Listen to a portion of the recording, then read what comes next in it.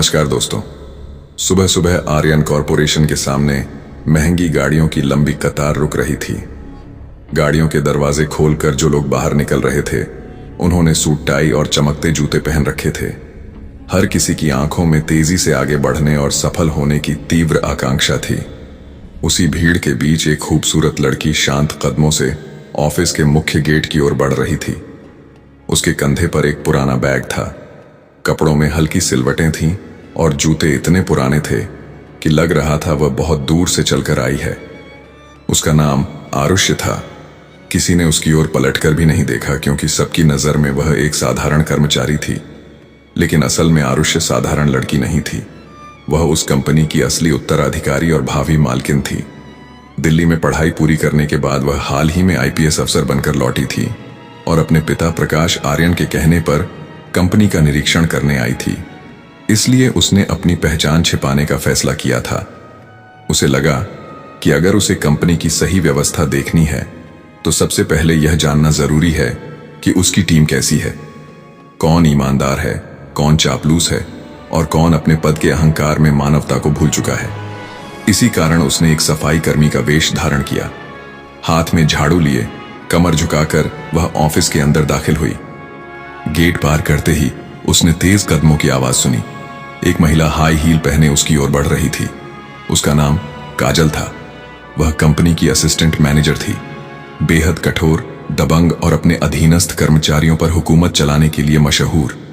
आरुषि को देखकर काजल की आंखें पैनी हो गई।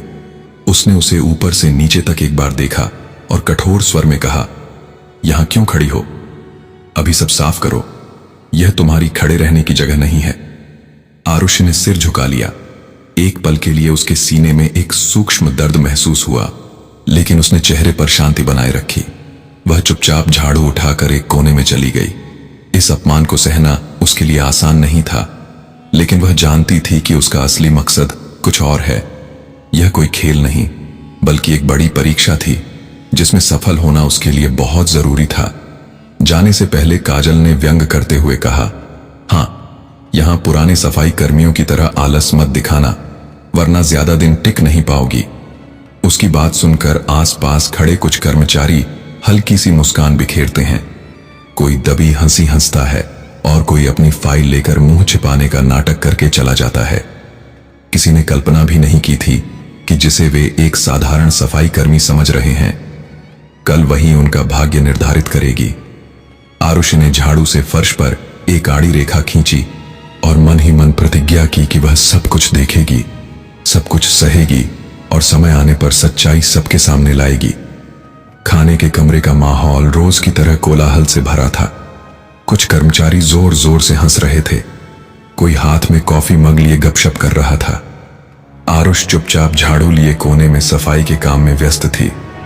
उसकी आंखें फर्श की ओर थीं, लेकिन कान सब कुछ सुन रहे थे। अचानक एक महिला जोर से हंसकर इशारा करके बोली, अरे देखो, नई सफाई कर्मी बिल्कुल देहाती लग रही है।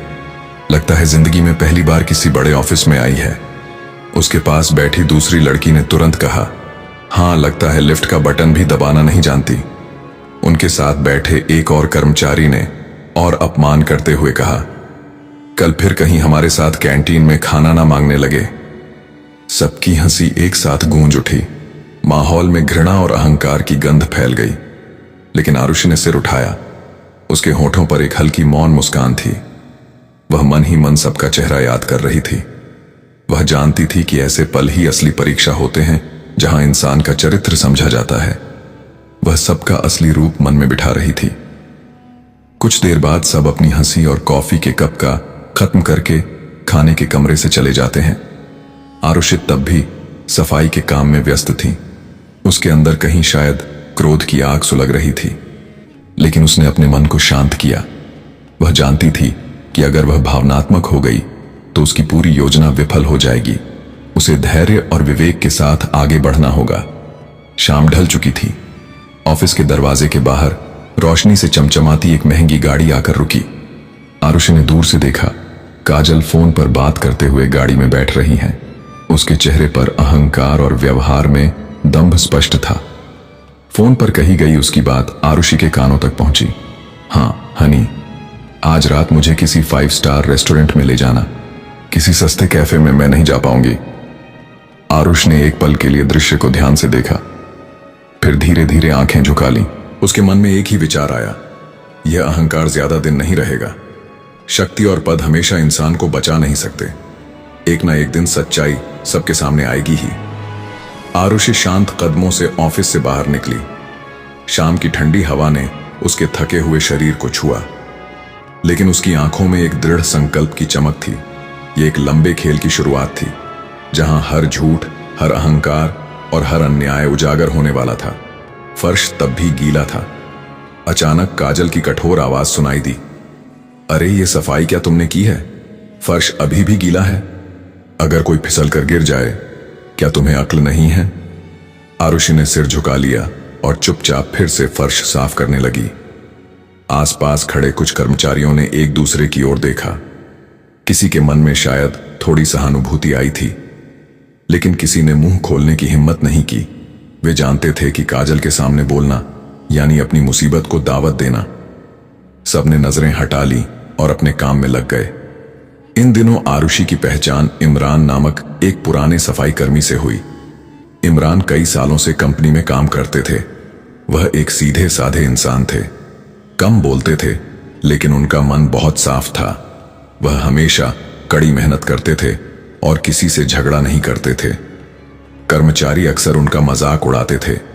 कोई उन्हें बूढ़ा सफाई कर्मी कहता था तो कोई उनके कपड़ों पर तंज कसता था, लेकिन इमरान कभी बुरा नहीं मानते थे।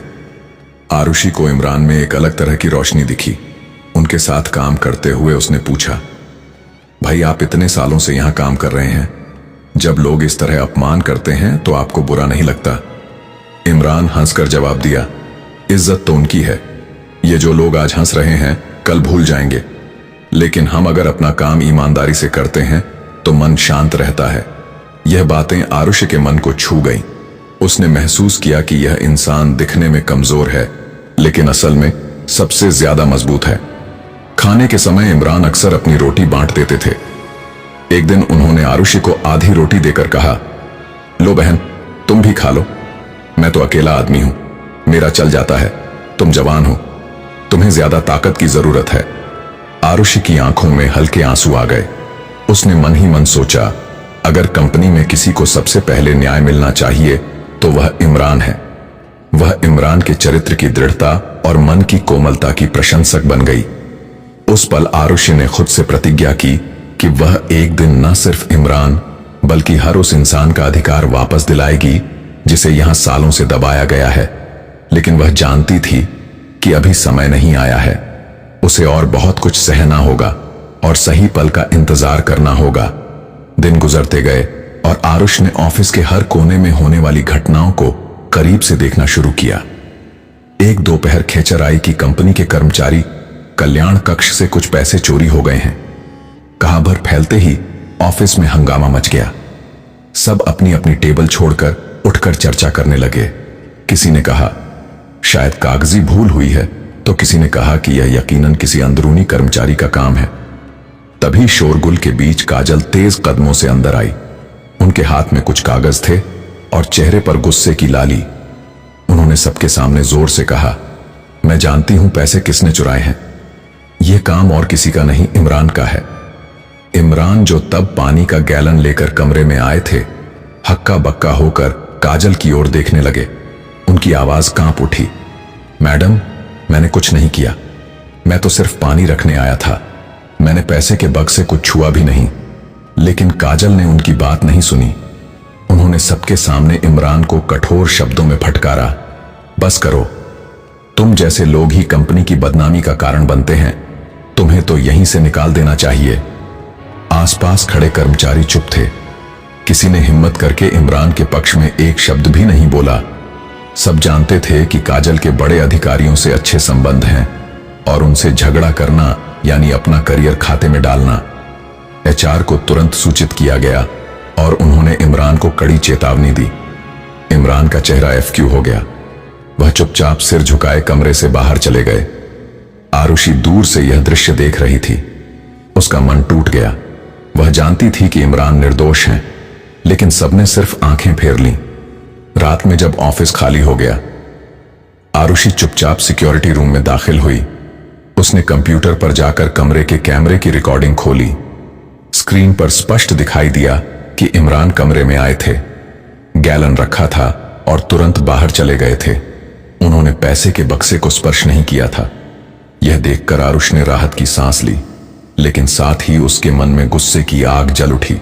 उसने तुरंत वीडियो की कॉपी करके अपने पास रख ली। उसने कहूद से कहा, समय बदल रहा है, यह अन्याय ज्यादा दिन नहीं चल सकता। वह रात आरुषि के लिए एक महत्वपूर्ण रात थी।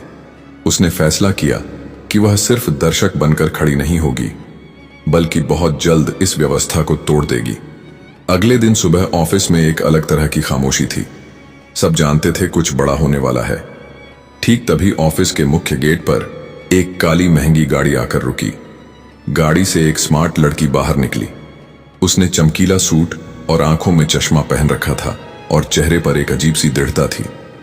सब हैरान होकर देखते रहे, क्योंकि यह लड़की और कोई नहीं, स्वयं आरुष थी। लेकिन अब वह अपने असली रूप में थी। ऑफिस के गेट पर खड़े गार्ड और अन्य कर्मचारियों की आंखें लगभग फटी रह गई, क्योंकि यह वही लड़की थी जिसे उन्होंने कुछ ही दिन पहले एक साधारण सफाई कर्मी के रूप में देखा था। आरुष शांत भाव से अंदर दाखिल हुई। उसके साथ उसका व्यक्तिगत सहायक भी था। वह सहायक हाथ में एक फाइल लिए तेज गति से उसके पीछे पीछे आ रहा था। वे दोनों मीटिंग हॉल की ओर बढ़ गए। वह हॉल जहां कंपनी की सभी बड़ी मीटिंग्स होती थीं, और आज वहां सबके लिए एक विशेष मीटिंग बुलाई गई थी। मीटिंग हॉल में सब एक एक करके प्रवेश करना शुरू कर दिए। काजल एक बड़ी मुस्कान के साथ आरुषि का स्वागत करने आगे बढ़ी। वह तब भी आरुषि को पहचान नहीं पाई थी। उन्होंने सोचा कि वह शायद कोई बड़ी निवेशक या विदेशी मेहमान है। काजल ने कहा, मैडम, मेरा नाम काजल है, मैं असिस्टेंट मैनेजर हूं, आपका इस कंपनी में स्वागत है। आरुषि ने उसकी ओर देखकर हल्का सा मुस्कुराया। वह मुस्कान काजल के लिए अपरिचित थी, लेकिन उसमें एक मौन व्यंग था। आरुषि ने शांत स्वर में कहा, धन्यवाद काजल, लेकिन आपको अपना परिचय देने की जरूरत नहीं है, मैं सब जानती हूं। काजल हैरान होकर देखती रह गई। उसी पल आरुष ने अपने व्यक्तिगत सहायक को इशारा किया और कहा, अब मीटिंग शुरू की जाए। सबसे पहले आरुष ने एक बड़ी स्क्रीन चालू की। स्क्रीन पर वह सीसीटीवी फुटेज चलनी शुरू हो गई, जहां इमरान पर झूठी चोरी का आरोप लगाया गया था। सब हक्का बक्का होकर देख रहे थे कि कैसे काजल ने एक निर्दोष इंसान को सबके सामने अपमानित किया था। फुटेज में स्पष्ट दिखा कि इमरान सिर्फ पानी का गैलन रखकर चले गए थे और उन्होंने पैसे के बक्से को स्पर्श नहीं किया था। वीडियो का खत्म होते ही हॉल में सन्नाटा छा गया। आरुषि ने गंभीर स्वर में सबसे कहा, पिछले कुछ दिनों से मैं यहां थी, सिर्फ एक साधारण इंसान के रूप में नहीं, बल्कि इस संस्था के भविष्य के रूप में। मैं देखना चाहती थी कि मेरे इस परिवार में कौन वास्तव में ईमानदार है और कौन सिर्फ शक्ति के पीछे भाग रहा है। मैंने देखा कि यहां कुछ लोग अपने अहंकार और झूठे दंभ के लिए दूसरे को कितना नीचे गिरा सकते हैं। देखा कि कैसे एक ईमानदार और मेहनती इंसान को कलंकित किया गया है। काजल का चेहरा पूरी तरह से सफेद पड़ गया था। वह डर से कांप रही थी। वह आरुषि की ओर देखकर कोई बात नहीं कह पा रही थी। आरुषि ने इमरान को बुलाया। इमरान तब भी डरते डरते सभा कक्ष में दाखिल हुए। उनके पुराने कपड़े और आंखों में वही पुराना डर।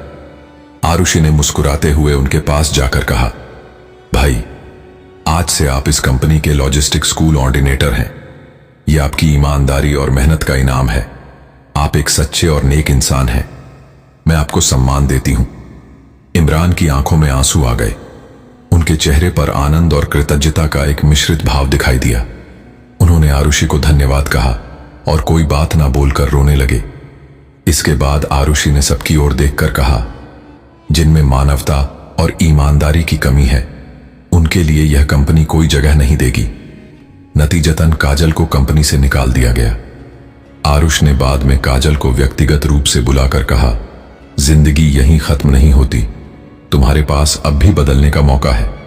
अहंकार इंसान को क्षणिक सम्मान देता है, लेकिन वह अंत में सब कुछ छीन लेता है।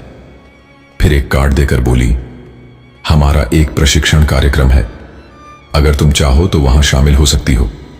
वहां तुम नए सिरे से शुरुआत कर पाओगी। काजल तब समझ पाई कि उन्होंने कितनी बड़ी गलती की थी। उनकी आंखों में आंसू आ गए।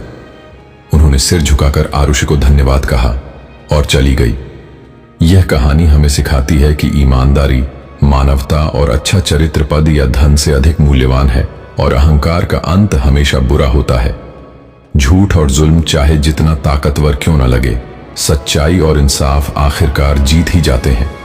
दोस्तों, यह कहानी केवल मनोरंजन और शिक्षा के उद्देश्य से बनाई गई है। इसमें दिखाए गए सभी पात्र, घटनाएं और संवाद काल्पनिक हैं। किसी भी वास्तविक व्यक्ति, संस्था या घटना से इनका कोई संबंध नहीं है। कृपया इसे केवल कहानी के रूप में देखें और इसका आनंद लें। हम किसी की भावनाओं को ठेस पहुंचाना नहीं चाहते। अगर आप आदित्य वर्मा की जगह होते तो क्या करते? कमेंट बॉक्स में हमें जरूर बताएं, और ऐसी ही प्रेरणादायक कहानी देखने के लिए हमारे चैनल शैडो स्टोरी को सब्सक्राइब और वीडियो को एक लाइक जरूर करें। धन्यवाद।